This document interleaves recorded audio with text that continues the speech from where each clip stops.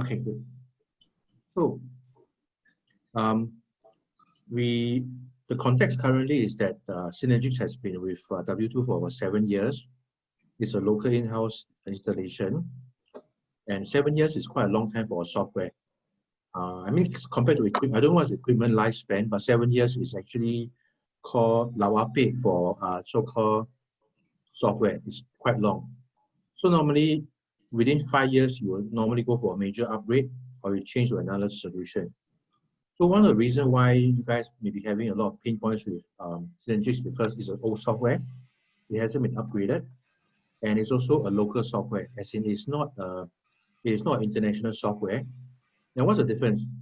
International software by a big name like Microsoft will have thousands and tens of thousands of users. So they will have a bigger budget to do enhancement, as well as all the technical features and so on. A local software will most likely have, I don't know, 20, 30. So we're talking about a scale difference of about close to 100 in terms of budget. Okay. The strength of the local software is that they're supposed to be better for more customized to local usage.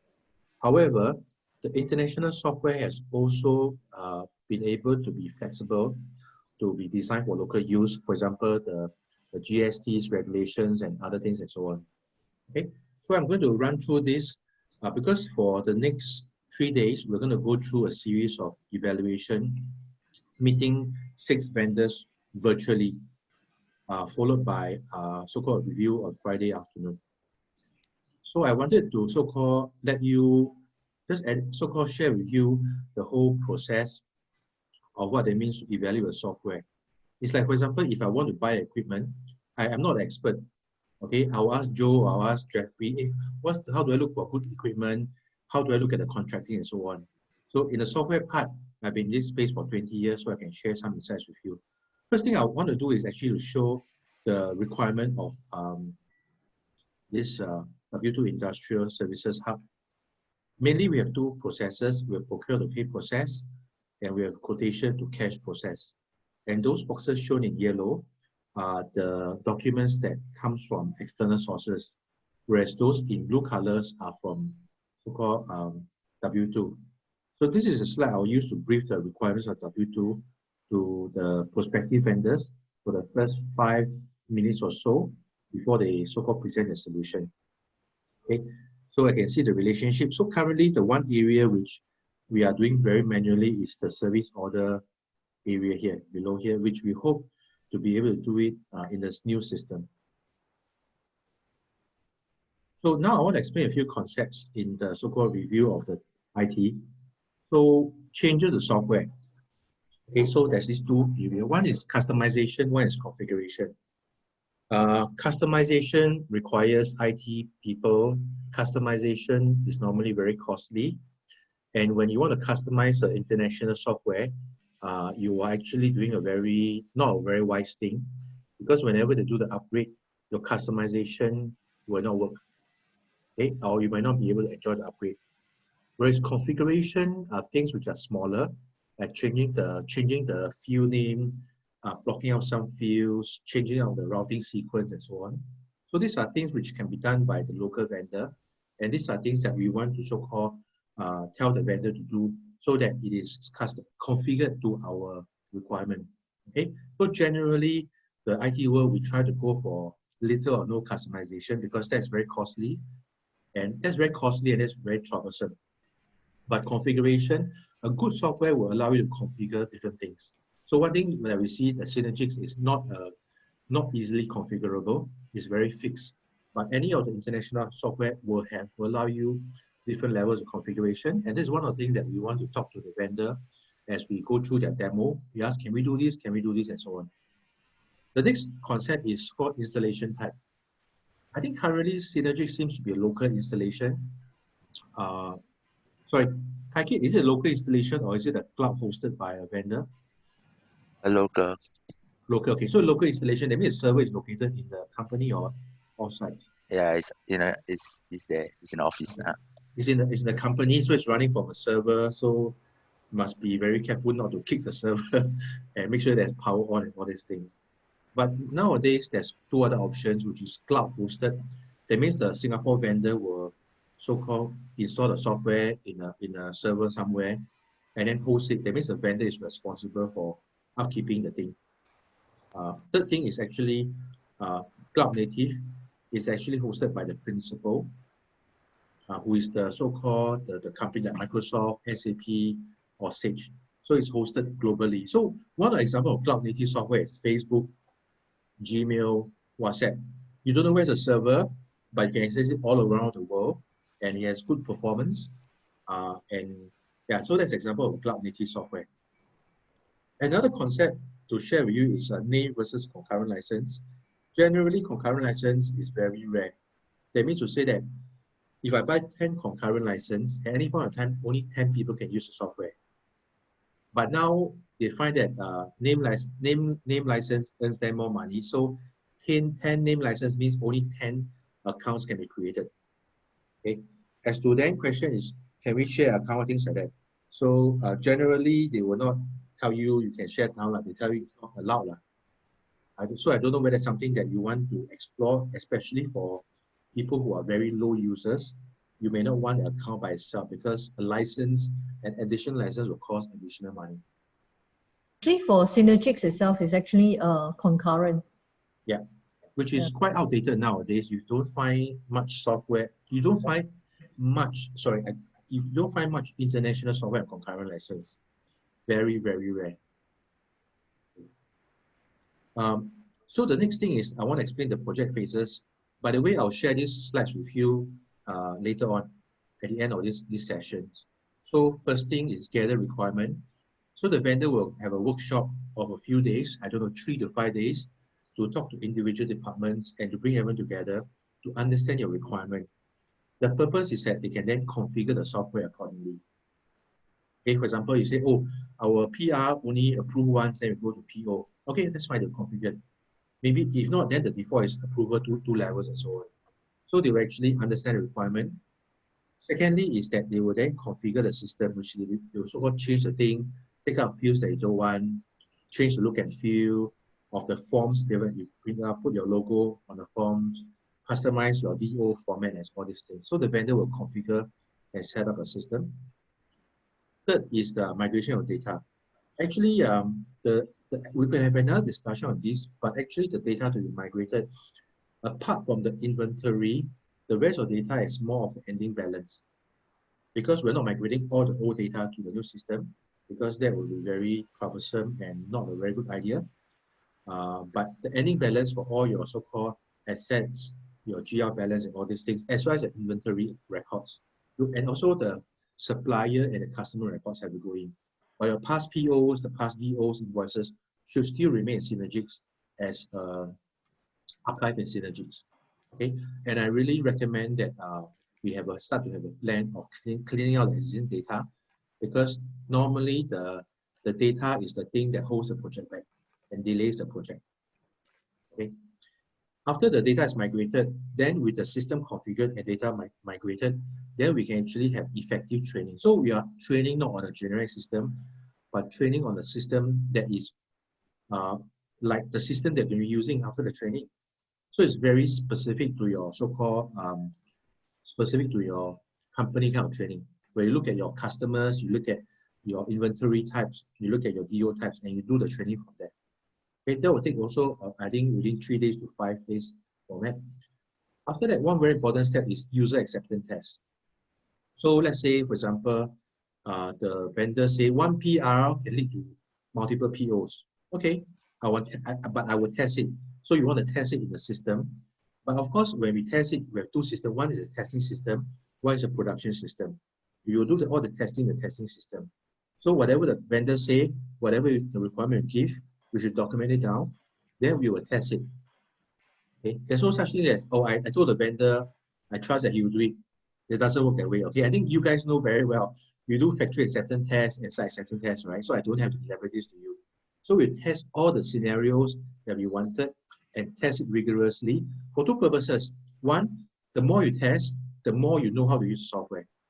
Secondly, throughout the test, you will verify that this is really configured for a requirement, so that when the vendor leave your company and go to maintenance phase, You will not face issues. Hey, I told the vendor this, but the vendor didn't do this. Then, oh no, I'm stuck with this. I need to pay more money. Okay, so the user acceptance test is something that no vendors will tell you to do, but I'm telling you this is a very important thing. It's a little bit troublesome and painful, and I can get you through the process, but it's a very, very important step for many reasons. Then we go live. So normally the vendor might give you some more intensive support. Some may even put a consultant on call during office hours for the next 1 month or so, or maybe put someone on site for the first 1 week or so to give you the support so that as you go live, you start using it. If there's any issues, it can be resolved quickly so that you will not be a showstopper, because the normally transition to system A to B is normally quite a intensive process. Okay, because you are trying to do your business in a new software, so it's quite challenging, and it's very important to so-called do this properly. So at this point of time, I just want to pause. Do you guys have any questions that we can discuss and clarify? For the vendor will configure and set up the system. Okay, so let's say for example, initial stage, let's say, because like for example, our ISO also upgraded. So actually our logo is different.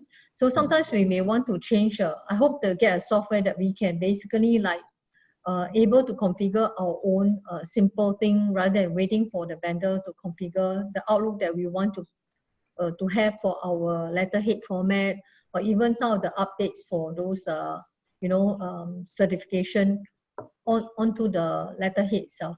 Yeah, that's a very good point. So there are two ways, there are two answers to that. One is that you should have some super users that are doing admin functions, Correct. that are doing more than their transaction function. Correct. They can do this configuration. Yes. Most international software will allow you to do this, most of them. Why? Because I mean, that's the standard nowadays, but most local software will not have these features. Because to develop a program that allows you to do some basic customization requires a lot more effort. So most of the international can do that.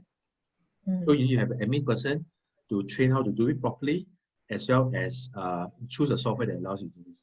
Yeah, like for example, change title, I know when they're upgraded, and then also even for the name users itself, I would expect basically, of course, we can change the name users now. Yes, correct.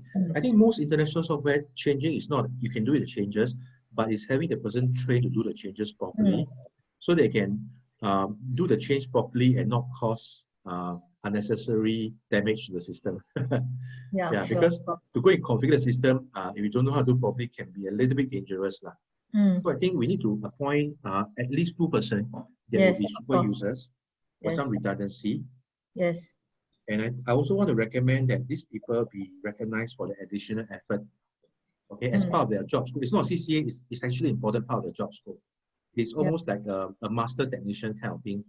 Because if they are the pro in their job, people will then ask them for tips on how to do things when there's a problem, as well as if there's new hires, they tend to be the one that will be responsible for training new hires. Okay. So, yeah. Sure. Any other questions or comments on this past 2 slides? Anyway, but I only have 6 slides, so there are not many content, so we can just discuss first. Any questions? It's important that you guys know the concept well, because when we talk to the vendors, we should have this understanding so that we can ask so-called good questions to the vendors. Okay. What we can do also that during the session, because I'll be hosting the Zoom session, you all can WhatsApp me, you all can chat with me directly if there's some question that you don't know whether it's relevant or not. Yeah. Then I can bring up I think quite important thing that I want to highlight, because yesterday we had a very short session. Yeah. Okay. Actually, of course, we are, yes, I think the international one would actually probably serve us better, but we also have to weigh against the cost. Okay. Yeah. So basically we have to actually basically find that balance, between cost and what. So I would actually suggest to you that when you talk to all the vendors, I want them to actually besides giving us the whole thing, tell us what kind of cost that they will be actually looking at. And this is before cost, after the subsidy and also the maintenance cost, how much is it? I would like this to be very upfront. The reason because it will be good for us to, like, for example, gauge not just on what it can do for us, but also on the cost side, that we can actually make a good balance for our own. But sometimes you can want to have everything, but then the cost is so enormous that it's not worthwhile to go for that, for example. So if it's possible, yes, of course the ability is very important, but I think I would like them to present both cost and also the ability of the system. So it depends on you. Maybe you like to, because we won't know, you see. So it's actually good to be open in both technical and commercial. Yeah, I will actually so-called show the next 1-2 slide about the cost structure. And Okay. actually for a lot of these vendors, the international software, the cost is very transparent because they get the cost from Microsoft, SAP. They will then so-called adding their own consultancy cost. It's actually very clear, no problem with that. Now, the three reasons why we're doing this exercise, okay? One is that Synergy is 7 years old and it's giving us problems increasingly. Secondly, this is probably the best time to consider changing the system because the government grant is the best so far. Up to 80%, I know. It's the best in the last 10 years that I know. Can it get better? I don't know, but it's very good right now. I think it's good already. It's good enough already. That's why actually my concern is that, okay, anyway, you can move on. I mean, I just, first one worry is that for international software, one worry is that maybe the upfront cost will be similar as the normal local one, but the maintenance cost could be a very big thing. That's why you told me 23,000. Actually, yesterday I was thinking, wow, it's really a lot. Yeah. Okay. But what we're paying for is very different. For $23,000, you're paying whenever they have any upgrade, you get it instantly. You don't have to pay extra and so. But anyway, during the discussions, we will spend some time on the cost discussion, but not too much, because we can take that offline separately. But we definitely will discuss the cost during the session because it's quite transparent for most of these parties. Okay. But apart from just looking at the whole lump sum, we need to look at how the cost is being structured as what you mentioned. Okay. Yeah. Okay. Now, doing through this exercise doesn't mean that we need to change now. Okay. Let's say we find that the cost or whatever reason that this is not a good time, we can always postpone it, but at least we've done some marketing. We know what's available in the market. Okay. And then we can make a decision. Is this a good time to go? Which one do you go for? Or this is not a good time to go for? Then at least we know what's the pricing in the market. When we do this exercise down the road, maybe 1-2 years later, we have this experience. Okay? But actually, for this one itself, definitely, I know you have put in a lot of effort talking to all the vendors. To be very frank, I'm very keen to either change it or, or upgrade it or whatever itself within this year, because I don't think you can find another subsidy like that in the near term. And also, if going through this international software, you find that they are too costly, we can do another round of local software, which I did quickly. I'm not very impressed with them, but if you want to go through that process, we can do that. But I'm just worried about recommending another synergic type of solution to you, lah. Yeah. Okay. Can. It's just a matter of it's customer base. If I have a customer base of 50 versus if I have a customer base of 5,000, the 5,000 one, definitely I can do a lot more things with my software. It's just very clear. When I have a skill of 100 or 1,000, I can do a lot more with my software. And software is something once I develop once, you can use by 500, 5,000 people. It's the same software. I don't have to do extra work. That's why. Okay, so the evaluation criteria is number one, the solution fit.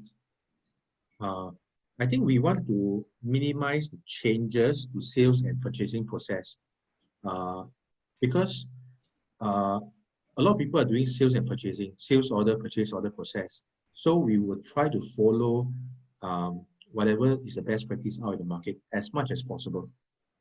Okay, but things which are more customized or relevant to coherent for W2 will do it, but we try not to change things unnecessarily. Okay. Secondly, we want to review the service module because we want to use this exercise to try to implement a service module, which is an important part of W2 and increasingly becoming more important. On the pricing model, there are 5 components. One is the implementation consulting. They need to have consultant to understand the requirement, configure, train the people, handhold the thing during implementation phase. So what's their package like? Do we think that package is adequate? Some of them may give you a very small package, then everything is add-on. Okay. Some people will think through and give you a fairly comprehensive package. Okay, so that's the one, the effort part. And that is so-called the money goes to the vendor. Second one is the software, first year software, which the money will partially go to the vendor, but majority goes to the so-called software brand. It's like a sales commission. And third is the subsequent and maintenance so-called fee package, as well as the support. And then any hardware or hosting charges also will come into play. Let me just do some changes. I spotted some error here. So the support should be here and changes. So that is the structure, pricing structure. Then on the vendor experience is the consultant's years of experience and the company structure. Is it a one-man company? Some company they're one-man company, but they've got a lot of fancy titles. What's the implementation record in the last 3 years? So we want to find out not their past 10 years ago, but recent 3 years, which I thought were a good enough gauge. And the purpose of us so-called talking to them virtually is two things. We want to understand the software from the virtual session, but from the way the consultant present and the way the consultant answer our question, we can get a grasp of whether this guy knows his stuff or not. I think that's very clear, right? You don't have to be expert. From the way they present and from the way they explain and answer questions, we will see whether this guy got substance or not. Okay? Yeah. So these are the two things which we are evaluating as, and I need everyone so-called to participate in this as well. Yeah, I think Chipeng, sorry, there's one point that actually I want to raise out. If we're really moving towards Microsoft Sage or SAP itself, actually there's something that basically we have been doing quite manually using Task Hub itself, is our sales meeting, where actually we need to basically, like for example, we have a target for, although it can be a very simple thing, but Synergics was not able to give the analysis, like for example, like this analysis of the customer base, analysis of each individual team, down to the person performance, so basically every month everybody rotates to do our sales meeting, and then basically they have to extract manually from Task Hub to actually come up with how much is basically the sale for Aquamatic, like for example for our principal, the various one, and it wasn't very accurate. So there was a PO, because if we can get, like for example, we give them the sales, but we also need to know the invoice that was already invoiced. So generally our principal would like to know, how much sales order you do it this year for them, and how much invoice basically has been done within the year. So the analysis is good because at least it can actually give us a very important like analysis, like for example, how much Shell Bukom is giving us for the whole year, for the past 3 years. So how important is this customer? So all these things I would expect that basically it should be part of the processes itself. Yeah. So I hear you that you're looking at sales performance from three perspectives. One is by your internal sales personnel. Secondly is by the customer. And third is by the principal and even the product line. Correct. So we're playing with different permutation of these three parameters. Correct. Okay. And then the other thing on the service side, even service, we have a lot of maintenance service contract. We are tracking on all the maintenance service contracts also, which basically before 3 months, we need to renew kind of thing. So actually for service, Rowena and Nadira has a lot of manual thing to do. It's tremendous, Like for example, even their tasks, even for the training, it's always a big problem for us. For example, we need to track each individual, the training, whether they have finished. That means sometimes when you lapse that training, you are not allowed to go for site work, that kind of thing. So a lot of things to do, So for training, I can say that we shouldn't look into ERP to provide support for training because it's a very different function. And I recommend not training, sorry. Like for example, maybe this one we have to think maybe I'm thinking too much already. But I'm Yeah. just saying that for service side, they have their service maintenance contract. Yes. They have their manpower. Yeah. Like scheduling or sort of things. Yeah. I Mm. think naturally, because they're doing things very manually, it's definitely very tedious. So I'll maybe focus on the service maintenance contract. Okay. Yeah. And then to see how the vendor so-called provides Yeah. for that. Okay, I can. think the process of us doing the demo is that you get a lot of ideas, you get a lot of Yes. possibilities. Yeah. It's like But all these last are time, extra costs also. yeah. So it's like if I'm in a small little town in Ipoh, I only see like that. Now I go to big city in Singapore, I see different possibilities. Yeah. So actually it's part of the process of seeing what's possible out there, then cause you to have different way of thinking, which is why we're having looking at 6 different vendors and giving ideas and so on. Yeah. Okay. So again, the vendors experience is a combination of what they declare to us as well as what we observe as we interact with them. We see whether is this guy, are they sending us a junior staff who don't know everything, or is he a guy that knows a lot of stuff very well?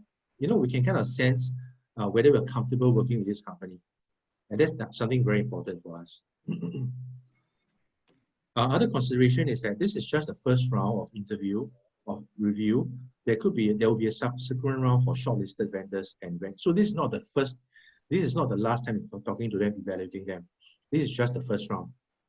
Okay, so it's if this is just the preliminary round. Secondly, that I also recommend using the new ERP for our accounts. A lot of these vendors, the accounts is tightly linked to the whole ERP. So this may involve migration of ECPAC to a new system. Okay, because then it's more powerful. Everything is integrated. The current arrangement, which is a separate arrangement, is not a very good idea. Another consideration is that when do you start paying licensing?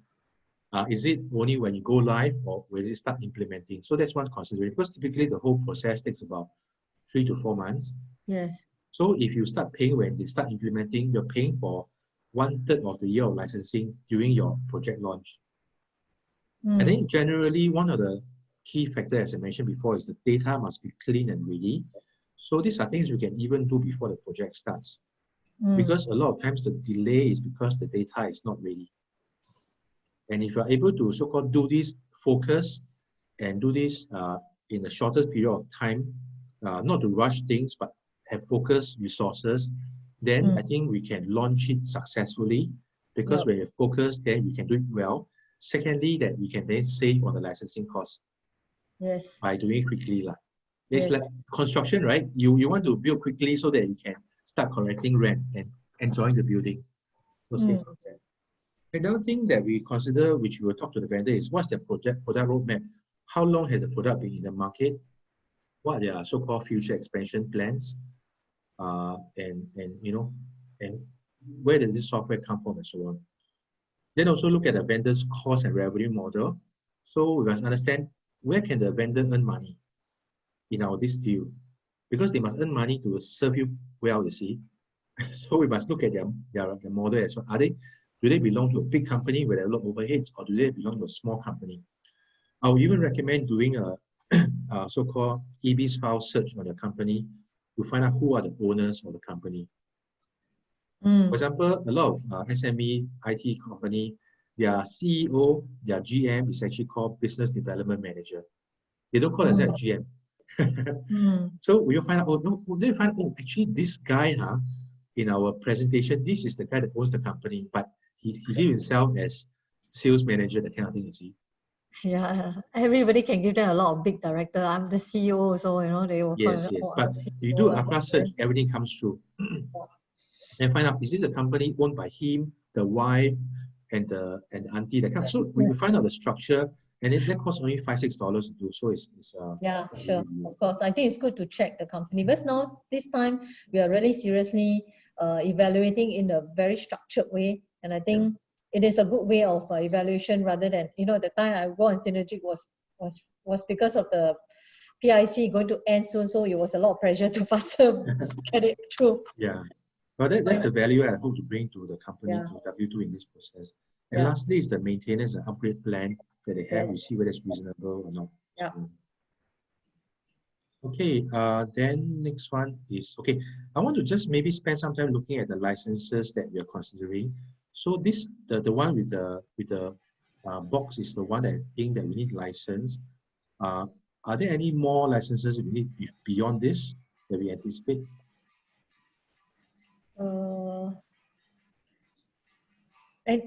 Sorry, it seems that guys and ladies, can you all please, you all can voice out anything?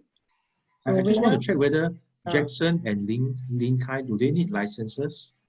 It Or depends on the type of module. Actually, this one, actually, to be honest, it really depends on what the module can do for us.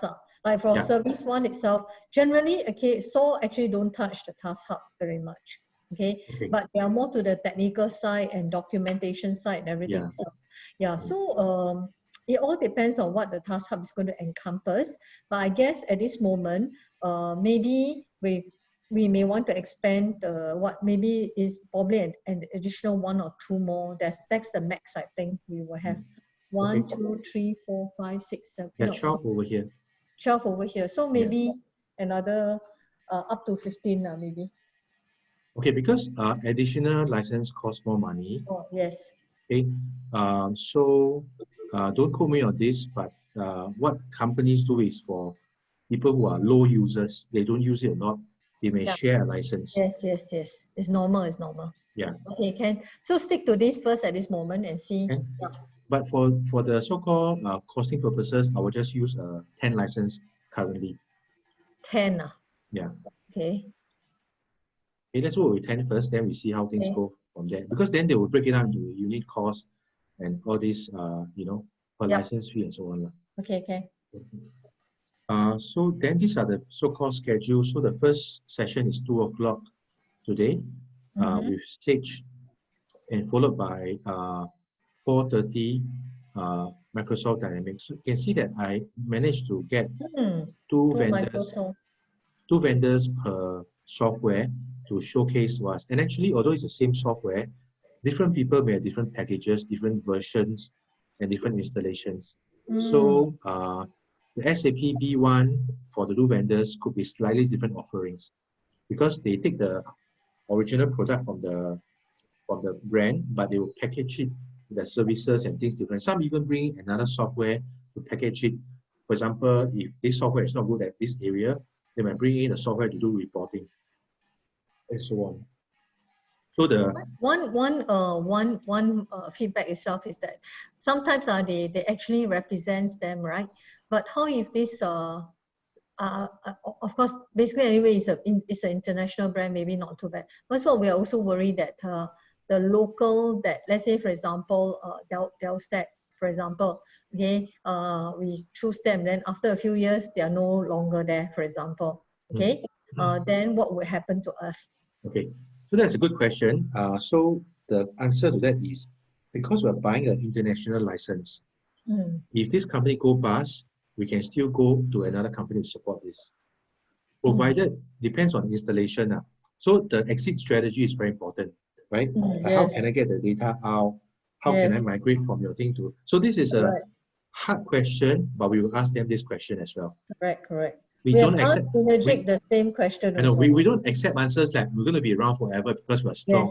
Nobody's around forever. Okay. So nothing is permanent here. Nothing is permanent in life. Yes. If Singcap can fall, everything else can change. Yes. Yeah. So okay. So we will ask them this question. But generally, by going for international software, it's possible to get another vendor to support.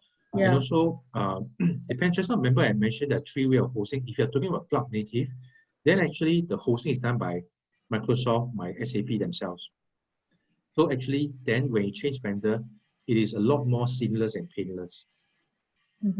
Versus if the company is hosting the thing, then to get the data to change is a little bit more painful. But of course, then it's important for us to maintain contact with the company a few times a year, so that if we hear anything the company is not doing well, we can start having plan B. But again, by choosing international software, makes so-called changing the vendor a lot more possible than a local software, which is totally impossible at all. You're tied down to them forever.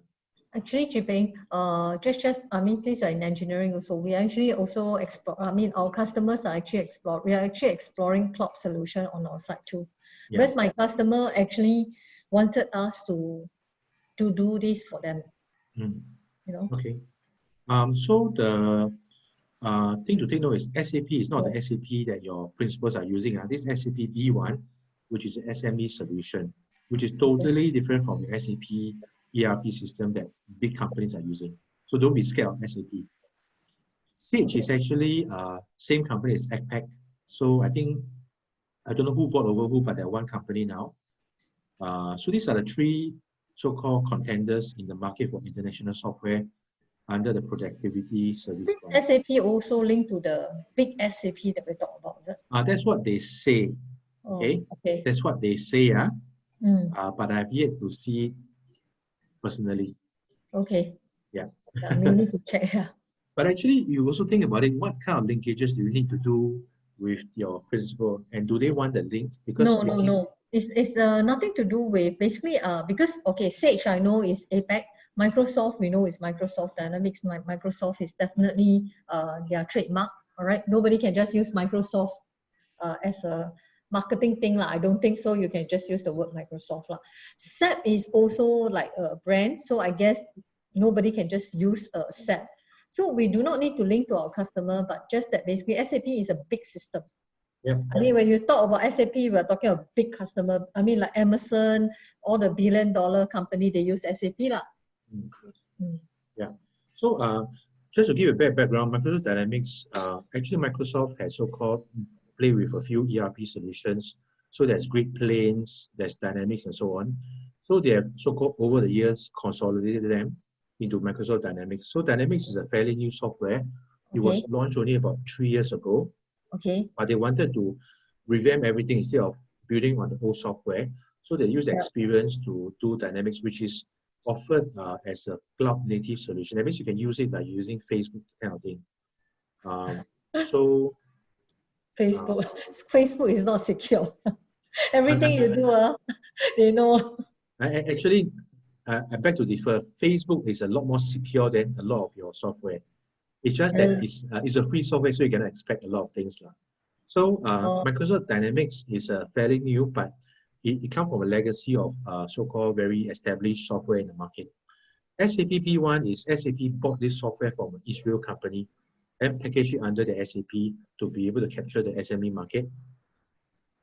Sage is, I think, again, there's somebody buy over somebody, they're one company right now. And then from our discussion, Sage seems to be the one which is the most low performing one. People tend not to be so impressed with Sage. So then the competition seems to be Dynamics and SAP V1. Yeah, I guess so also. Yeah. So going ahead, when we do this thing, I send you guys a Google Doc. I need basically whoever is attending the sessions, after the session, to just fill in the comments in the Google Docs, which I will also modify along the way. So you put in some notes. It's okay that it's not a very complete sentence. Just put in some notes so that you can then share a reflection. But anyway, after every vendor, we will have our own internal short, maybe 15 minutes review. So one thing to take note is that when we are with vendor A, we don't ask them questions like how do you compare to vendor B? No, of course. Yeah, but we can ask them how does your Microsoft solution compare with SAP solution? Those are okay. Yeah, correct. We don't say if vendor B give me this one, can you give me this? We don't say that, but we package it another way. Could you also will you be doing so-called training support for us, that kind of things? Yeah. Okay. So we are talking to different girlfriends or boyfriends, but we don't want them to know that we're talking to other boyfriend girlfriends. Although they know but we don't make it so obvious. Okay. So it's just being professional about this whole process. Yeah. Okay. Okay. So I come to the end already. Any questions about this whole process? Yeah, I would suggest that basically the session. Actually, I put just now I make a camera. So basically, I will I'll take a picture so that they know that because they already tell us which one they are going for. which slot. But I would actually basically would like them to review through the various slot, because it's no point to, it's good for them to listen to different vendors. Yes, yeah. Yeah, rather than, you know, you stick to MS Dynamics, then you still again another MS Dynamics for the same thing. Yeah. Doesn't So make what I sense. recommend is actually each one of you can attend at least 2 sessions. Correct. And then you can coordinate with Kaki which sessions you go, so that not everyone go to one session, then another session Yeah. only me. Right. So then we can see different faces there, because to Correct. go through all the sessions can be quite challenging. Correct. Yeah. And I think it's also a good so-called, it's a good to go through this, then you actually know what are the capabilities out in the market. It's a good survey and understanding of the latest ERP trends. Yep. Okay. Okay. Any questions from you guys?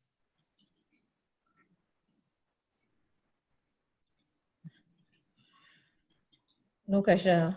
Okay. It's okay. I think we will basically we have come up with things. I'm sure after each session you have a lot of things to discuss and so on. Yeah. So, yeah. Okay. The next one, I thought I saw a lot of figures on next one. Well, those are my own notes from me Oh. talking to the vendors.